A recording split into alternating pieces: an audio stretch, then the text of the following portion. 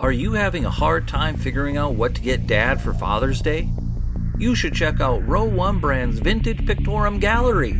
They have America's best sports art.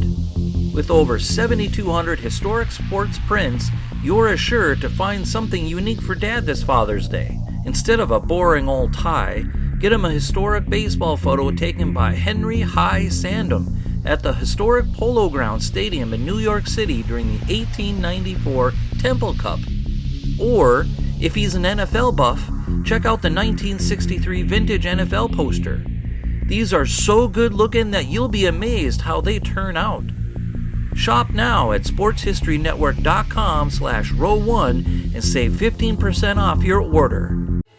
This podcast is part of the Sports History Network, your headquarters for the yesteryear of your favorite sport. You can learn more at sportshistorynetwork.com.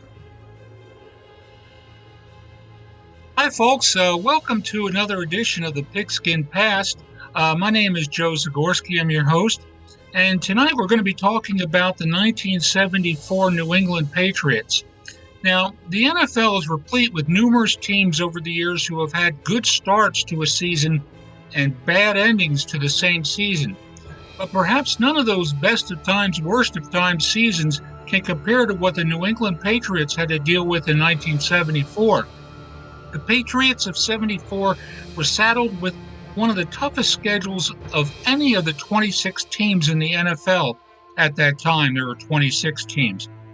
Now, the teams on their 74 slate averaged over 8 wins each during the previous year.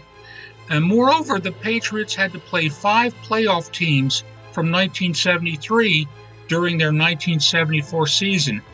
And that didn't count for the Miami Dolphins, who had to play the Patriots twice in 74 because they were in the same division.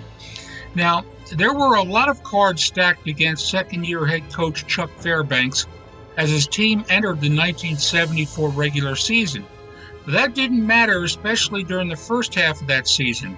It was almost as if that deck of cards were split right in half, with the beginning of their season producing incredibly successful and unexpected results. The Patriots pulled a shocking surprise in their opening game versus the defending world champion Miami Dolphins.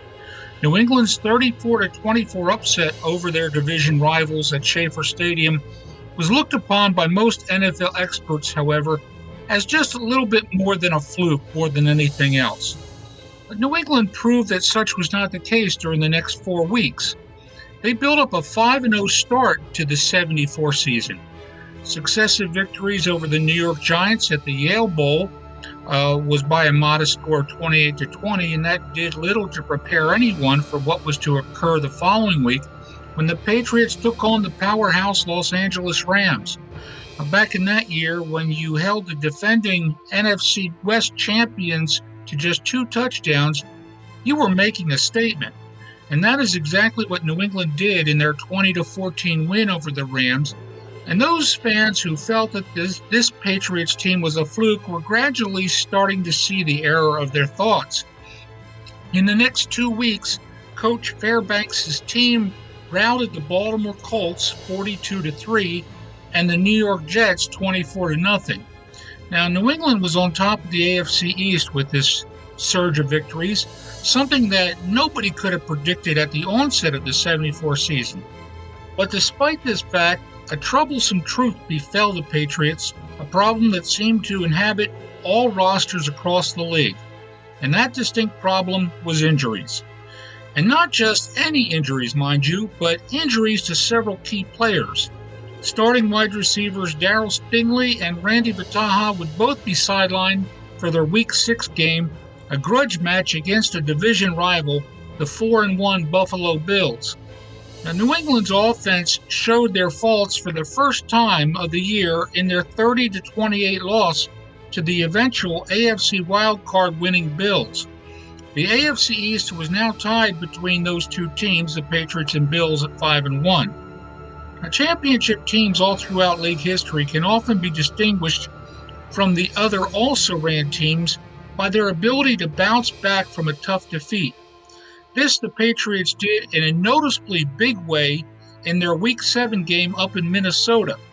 The Vikings were the defending NFC champions, and their defense was legendary during the early to mid-1970s.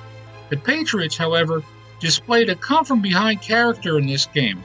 New England quarterback Jim Plunkett hit tight end Bob Windsor on the last play of the game for a touchdown. Windsor's 1974 season was ended by his score, however, as he fractured his leg trying to stretch across the goal line. Patriots prevailed 17-14 and improved their record to 6-1 at the schedule's halfway point. Then the bottom fell out for New England.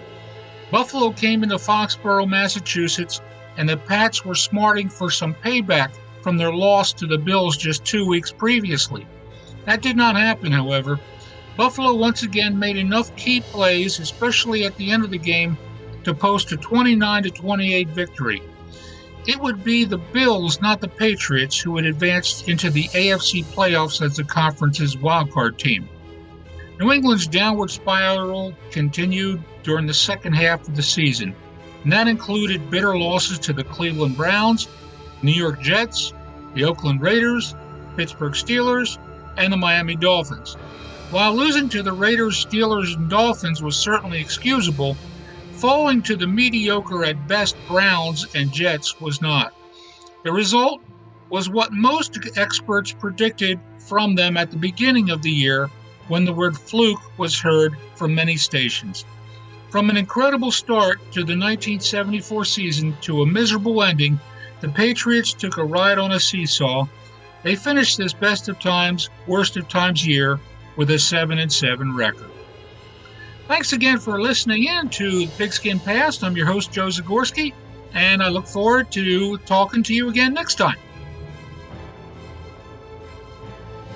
This podcast is part of the Sports History Network, your headquarters for the yesteryear of your favorite sport. You can learn more at sportshistorynetwork.com.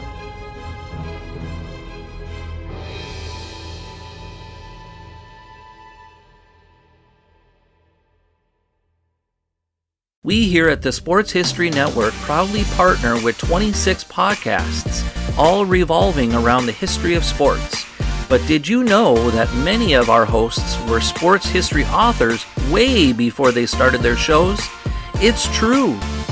We've got Joe Ziemba, host of When Football Was Football, Joe Zagorski, host of Pro Football in the 1970s, Mark Morthier, host of Yesterday's Sports, Tommy Phillips, host of Lombardi Memories, and Scott Adamson, co-host of From the 55-Yard Line.